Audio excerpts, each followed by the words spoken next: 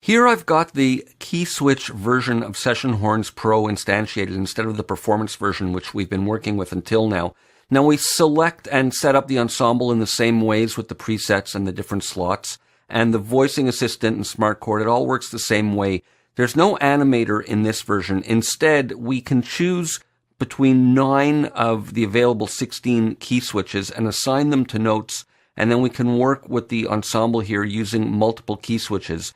So the idea here is that we're in the C-1 octave, and these are the trigger notes, and we select from a flip menu here which of the articulations we want to assign, and then we can, of course, trigger them one of two ways. We can sequence up the key switch notes, or we can just press on this and switch the articulation with the mouse like that. We have the Humanize button. We also have the sound window for mixing the ensembles, which we're going to look at later on, and the control window, which we've looked at for the Deutz, where we can have the pitch wheel either act as normal, meaning it'll transpose pitch, or it can rise and create a glissando up when we use positive values or glissando down in negative values, or it can have those glissando effects only on the note off. And what I'm going to demonstrate in this video is with the Deutz, the amount of pitch bend that you use will also influence how long that glissando will be. The less you use, the longer it takes. The steeper the pitch bend, the quicker it is. Anyway, there's one or two examples in what I'm about to show you.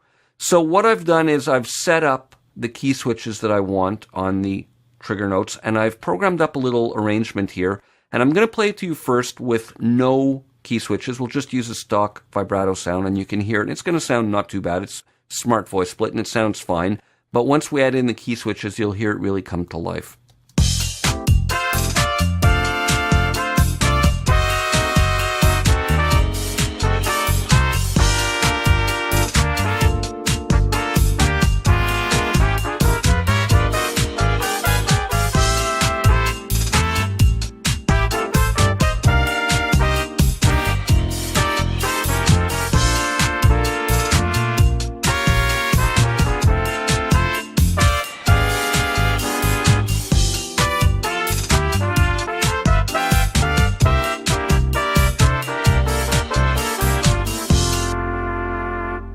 So there's lots of different chords happening. I've got pretty close voicings. I've voiced them all with 3 or 4 notes in close voicings, except for 1 or 2 examples, or 1 or 2 chords rather. And here, I'm going to play you the key switch version. These are all the key switches as they're set up. And when we select it, you'll see here that I've got the key switches at the bottom. Let me hide this for a moment.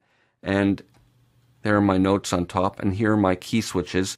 And there's some pitch bend information. So let's display the pitch bend over here.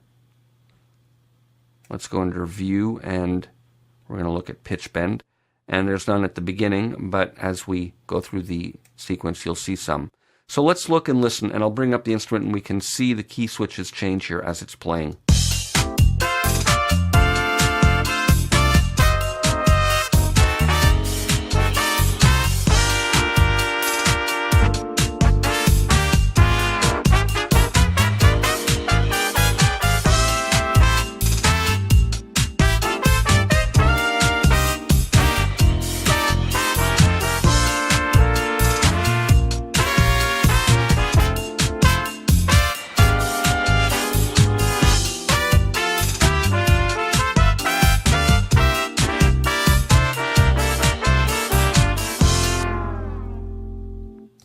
So very subtle nuances, but by changing, we get the realistic effects of the length of the notes. Some notes are longer, some are shorter, and it sounds much more like a section playing together. And here's an example of the Deutz at the end where I have a very subtle amount of pitch bend, and by doing this, the fall off lasts a bit longer. And if I make this more steeper, we'll hear a quicker Deutz effect. Let's listen to that. Oh, let me back that up again. So that was quicker.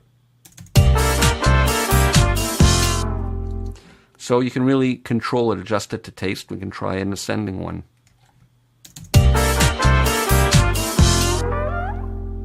Or a quicker ascending one.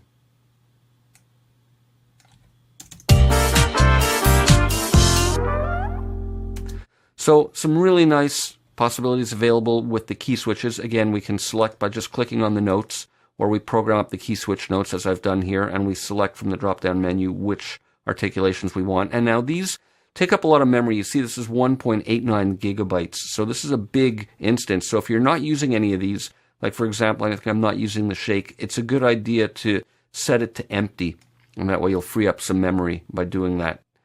And we can use the humanize function as expected by making it a little looser or tighter. In fact, let's increase it a bit and listen to part of this again, and it'll probably make it a little bit rougher and a little bit more realistic, like a horn section playing together where not everything is exactly together.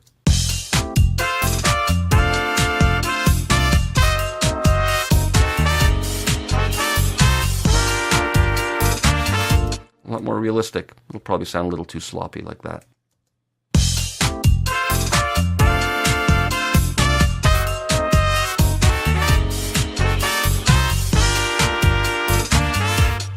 A little bit rough, but you get the idea. So that's key switching, and I'll see you for more in the next video.